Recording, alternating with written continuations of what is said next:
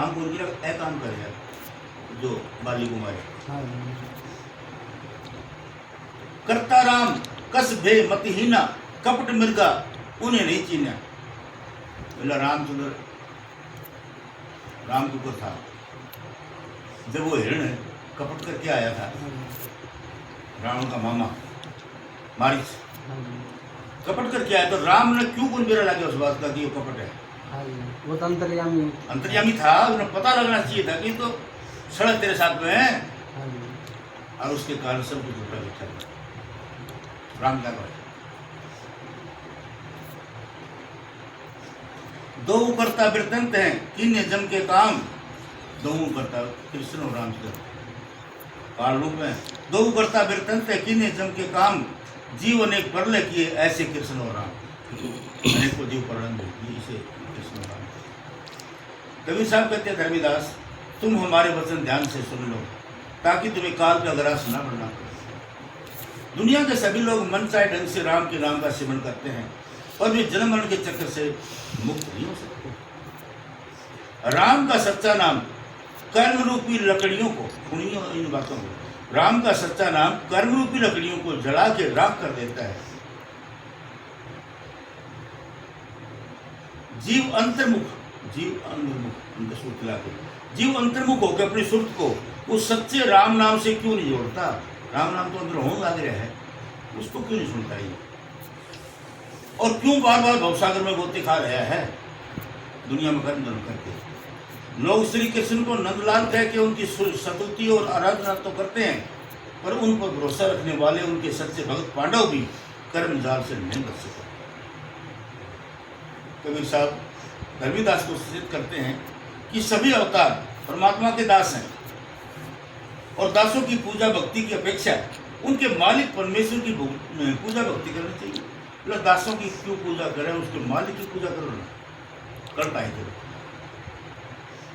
सभी को पता है कि श्री राम ने छिप के बाली को मारा था। द्वापर युग में जब आप श्री कृष्ण के रूप में अवतरित हुए तो बाली ने शिकारी के रूप में आप पर तीर चलाया जिससे उनका देहांत हो गया। मारा था। सभी अवतार सम्माननीय हैं, परंतु जो स्वयं जन्म मरण के चक्कर से बंधे हुए हैं वे किसी दूसरे को आवागमन के चक्कर से कैसे मुक्त करा सकते हैं? यदि आप जब राम अवतार में था उसके बाद में वो कांड कर दिया इसने बाली ने मार के, लेकिन अगले जन्म मारना पड़े, तो जन्म मरण का चक्कर तो है नहीं मेरे और कर्म भोगना पड़े। सोचो मुक्ति तो कोई नहीं हुई। अब कबीर साहब जी कहते धर्मदास है नाम तुम्हारा, काहे न चीनो वचन हमारा। कि तू मेरी बात क्या तो मान ला, तेरा धर्मदास नाम, तू धर्म गिराई बचल, तू अधर्म गिराई पर तू चल रहा है। धर्मदास है नाम तुम्हारा, काहे न चीनो वचन हमारा, ज्ञान दृष्टि से चीनो पानी, पाखंड पान पाखंड पानी। पत्थर भी पाखंड है, पानी भी पाखंड है। इनकी जो पूजा तू कर रहे हैं ना ये पाखंड है। करता पाखंड कबू ना हो, मालिक कदे पाखंड नहीं कोई। ये संशय सब दुनी में गोई, शालिग्राम है बोलो ना हरा। शालिग्राम जिसकी तू पूजा करे है ना वो तो पत्थर का है, शालिग्राम तो अंदर है वो तो बोल रहे है। आओ उपयोगी से बात भी करे हो गया, उसका ख्याल कर। शालिग्राम है बोलो ना हरा, देह स्वरूप तन साध हमारा, जिसने हमारे शरीर की रचना भी करी है उस मालिक ने। धर्मदास सुन चिन्ह से ज्ञाना, इसके वचन सुरत मन माना, कोई करता कही भगवाना, नाम मोर इन कैसे जाना। अब धर्मदास मन में सोचते हैं कि यार बात तो इसकी सारी ठीक है, लेकिन इसमें मेरा नाम का किस तरह पता लग गया? मैं तो बताया तो कोई नहीं। कोई करता कही भगवाना, नाम और इन कैसे जाना, वो मेरा नाम कैसे जान लिया। इनकर वचन ज्ञान होगा जिन भेदधारे को आया था, पर शालिग्राम न सेवा, न तो शालिग्राम की सेवा न समझे। तीर्थ व्रत को मेटे विवाद ना किए, तीर्थ व्रत नहीं माने। रामकृष्ण को मेट बताना, यही न मिला मेट को। और जिंद को कैसे बता, जिंद का मतलब जो शरीर है ना मानस का, उसके रूप में क्या है इस जिंद के नहीं या चीजा ज्ञान किस तरह हो जाए। धर्मदास मस्ती रहे बहुत खोज नहीं कीन, सीधा ले डेरे गए जिंद उत्तर नहीं दी।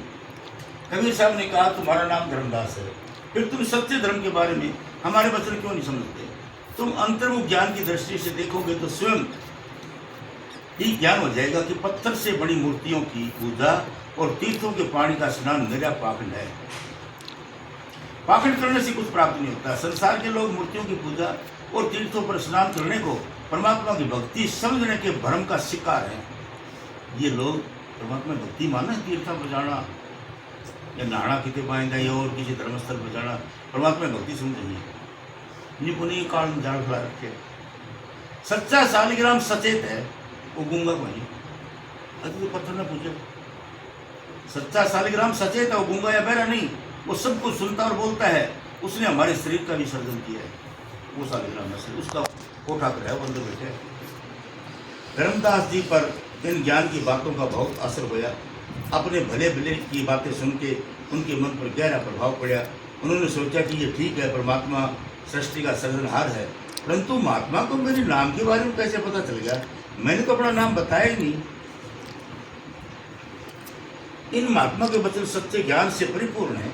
ऐसा प्रतीत होता है कि उस निराकार ने ही इस महात्मा का साकार रूप धारण कर लिया। मन में सोचा धर्मदास को, निराकार परमात्मा ने इसका रूप धारण कर लिया, तो मेरा ज्ञान कब है? इन्होंने शालिग्राम की पूजा का भी खंडन कर दिया और तीर्थों की यात्रा व्रतों के भ्रम को दूर किया है। इन्होंने राम और कृष्ण की पूजा भक्ति को व्यर्थ बताया है। बताया जी इनको ये सारा ज्ञान कहाँ से हो गया? धर्मदास जी ने सब कुछ सोच करके चुप्पी साध ली। उन्होंने आगे अधिक खोज करने का यत्न नहीं किया और भोजन की सामग्री लेकर डेरे पहुंच गए, लेकिन उन्होंने कबीर साहब की बातों का कोई उत्तर नहीं दिया। इतना कुष्ठ बाजार में किन्या, आप दुकान में डेरे लीन्या। धर्मदास पूछे निज डेरा, मन में सोच कीन बहुतेरा। 12 वर्ष तीर्थ हम किन्या। धर्मदास मुनि बोले मैं 12 वर्ष तक तीर्थ करे लगातार, कोई तीर्थ को छोड़े। 12 वर्ष तीर्थ हम किन्या, द्वारका जाए छाप हम लीन्या। श्रीनाथ पर से चित लाई, रामनाथ दक्षिण हो आई। दक्षिण पर से गोदावरी गयो, मेला भरो दर्शन तय कियो। पर से शिवाला और हरिद्वारा, नीमखार मिश्र पगधारा, ये तीर्था के नाम है। बद्रीनाथ द्वारे गयो, श्री बिंद्रावन मथुरा गयो। मकर त्रिवेणी परस्यो और काशी स्थान, और पर से जगन्नाथ गंगा सागर की स्नान। मित्र तीर्था के स्नान। धर्मदास जी कबीर साहब के साथ गोष्ठी करके अपने निवास स्थान पर वापस आ गए। उन्होंने मन में सोचा कि मैंने पूरे 12 वर्ष देश के भिन्न भिन्न तीर्थों की यात्रा में लगा दिए। मैंने द्वारका में जाकर के शरीर पर छाप लगवाई। मैंने दक्षिण के भिन्न भिन्न तीर्थों की यात्रा करी। मैं हरिद्वार, नीमखार, मिश्र में भी तीर्थ यात्रा के लिए गया। मैं बद्रीनाथ, बिंद्रावन, मथुरा भी गया। मैं मकर राशि में त्रिवेणी के संगम पर स्नान के लिए गया। मैं काशी की यात्रा के लिए भी गया। मैं जगन्नाथ के मंदिर में भी गया और मैंने गंगा सागर में भी स्नान किया। आपके नाम इतने तीर्थ क्षेत्र हम गाए, ये दूसरे हम मथुरा आए। अब बोला दूसरे मथुरा में गया। राम नाम निज प्राण आधारा, सो ये जिंद मेट सब डारा। बोला मेरा राम नाम प्राण है किस्म का, लेकिन आज तो सबके मेट दिया। कीजिए कहा जिंद को भाई, बोले इसका क्या कर लूंगा, ये तो मानो। जाति मलेश कथा चतुराई, बोला मलेश जाति का है, ये चतुराई बहुत है। धर्मदास जब नफर बुलाया, घर ले पाए जो नार चढ़ाया। नफर का मतलब है कि अपना नौकर। धर्मदास ने अपना नौकर बुलाया और अपने जरा रसोई बनाने को लिपि होती। तो चौका बैठ की न स्नाना, छान छान जल अधहन कीना। अति पवित्र से करे रसोई, शालिग्राम के भोजन होई। लकड़ी चिवटी उठी अपारा, कोटिन जीव भय जरजारा। धर्मदास को दुख भयो, हरि हरि करत पुकार। जीवन एक परले भय, ऐसे जो नार धिकार। लकड़िया में कीड़ी थी और कीड़ी तो न मिला दी, दो कीड़ी लगी, उन तो प्रसाद है। धर्मदास जी ने मन में सोचा कि मैं इतने तीर्थों की यात्रा के बाद मथुरा में दोबारा आया हूँ। मैं तो राम के नाम को जीवन का आधार समझ रहा था, परंतु महात्मा ने तो इनका सबका खंडन कर दिया। धर्मदास जी ने सोचा कि महात्मा जी का संबंध तो निम्न जाति के साथ है, दुराया जाति में जो मलेच्छ गए। महात्मा जी ऐसी चतुराई से बढ़ा चढ़ा के बातें कर रही हैं। धर्मदास जी ने अपने नौकर को बुलाकर उससे घर की लिपाई करने को कहा। उन्होंने स्नान करके बिल्कुल पवित्र होकर शालिग्राम के लिए भोजन तैयार करवाया। धर्मदास जी ये देख करके बहुत दुखी हुए कि भोजन तैयार करने के लिए इस्तेमाल की गई लकड़ियों में से करोड़ों चींटियां जल करके राख हो गई। उन्होंने सोचा कि इस तरह का भोजन खाने पर धिक्कार है, जीव मार के भोजन खाए।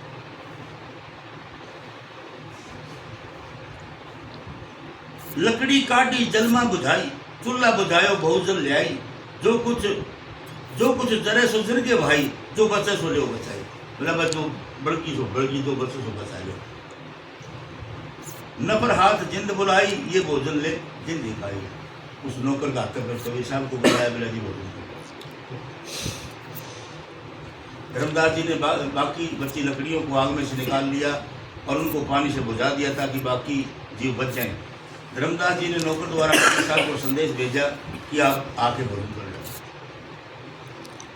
जिंद धर्मदास तुम बड़े सुजाना, जीव दया काहे नहीं जाना।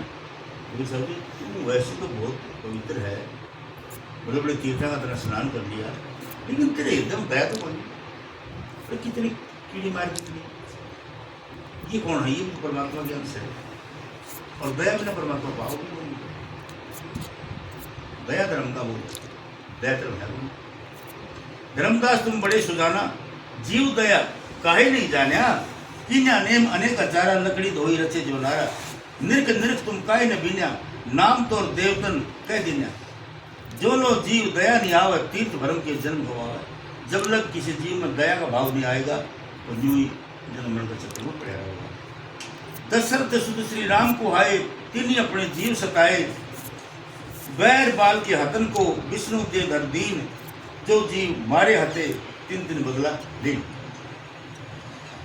कवि साहब समझाते हैं, धर्मदास तुम बहुत बुद्धिमान हो, फिर तुम ये क्यों नहीं समझ सके कि परमात्मा में सफलता के लिए जीव दया बहुत ही आवश्यक है। तुमने अनेक संशय करके लकड़ियां धो के भोजन तैयार करवाया। यदि तुम पहले ध्यान कर रखते कि लकड़ियां जलाने से जीव हत्या होगी तो तुम्हारा नाम देवता में लिखा जाता। जब तक साधक इन प्रेमी को जीव दया की ओर ध्यान नहीं दिया जाता, उसका तीर्थों पर भटकते फिरना हो गया। दशरथ पुत्र श्री राम ने अपने कर्म द्वारा अपने लिए दुख का सामान त्याग कर दिया। श्री राम ने छिप के बाली को तीर मारा। अगले युग में श्री कृष्ण अवतार में उसको कर्म का भुगतान करना पड़ा। श्री कृष्ण जंगल में घुटने पर पांव रख के लेटे हुए थे। उनके पांव में पद्म का चिन्ह सितारे की भांति चमक रहा था। वीर के रूप में जन्म लेने वाले बाली ने उससे हिरण की आंख समझ के तीर चला।